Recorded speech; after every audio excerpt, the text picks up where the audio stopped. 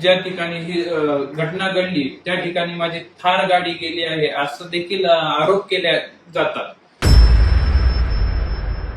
जर तो माझ्यावर कोण आरोप करत असतील तरी त्या आरोपाला मी सामोरं जाऊन आपल्या सर्वांची जे आपल्या सर्वांचे पोलीस प्रशासन ज्या ठिकाणी मला बोलवेल त्या ठिकाणी येऊन मी आपल्या प्रश्नांना उत्तर द्यायला तिथे हाजीर असेल.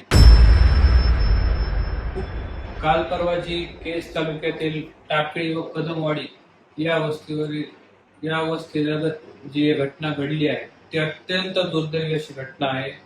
या घटनेचा आम्ही सर्वप्रथम निषेध करतो व स्वर्गीय विलास घुले यांना देखील भावपूर्ण श्रद्धांजली अर्पण करतो.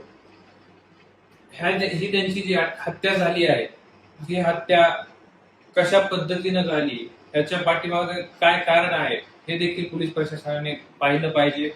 या पाठीमागे कोण राजकीय द्वेषापोटी हा कोणी राजकीय दबाव आणून काय कट रचतंय का हे देखील पाहिलं पाहिजे.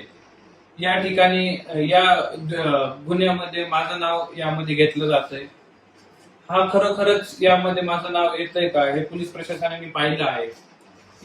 20 जून 2026 वार शनिवार रोजी माझे पूर्ण सीसीटीव्ही फुटेज व माझं या ठिकाणी पाहिली गेली आहे. मी सकाळी 9 वाजता घरून माझ्या पवनसुत निवासवरून निघालो व एडेश्वरी साखर कारखाना युनिट 1 या ठिकाणी पोहोचलो. तिथून परत मी रिटर्न 2 वाजता माझ्या निवासस्थानी परत आलेलो आहे. 2 वाजल्यापासून मी पुढच्या दुसऱ्या दिवशीपर्यंत मी माझ्या घरी निवासस्थानीच आहे. याची देखील सीसीटीव्ही फुटेज SP साहेबांनी असेल पोलीस प्रशासनाने असेल यांनी सर्वांनी पाहिली आहे. याची देखील फुटेज आहे. दुसरा विषय म्हणजे ज्या ठिकाणी ही घटना घडली त्या ठिकाणी माझी थार गाडी गेली आहे असं देखील आरोप केले जातात. पण मी आपल्या सर्वांना सांगू इच्छितो की माझी थार गाडी देखील त्या तारखेला 20 तारखेला पूर्ण दिवसभर माझ्या पार्किंग मध्ये उभा होती. हे देखील सीसीटीव्ही फुटेज मध्ये क्लिअर दिसत आहे.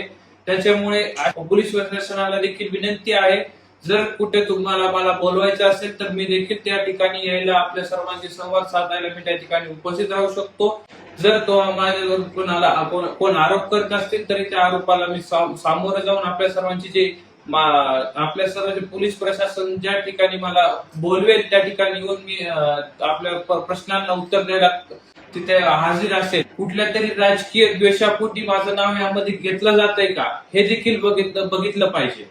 आपण सर्वांनी बघितलं गेलं की या ठिकाणी माझं नाव यामध्ये घेतलं जात आहे परंतु यात काहीच तथ्य नाहीये. हे सगळे बिनबुडाचे आरोप आहेत.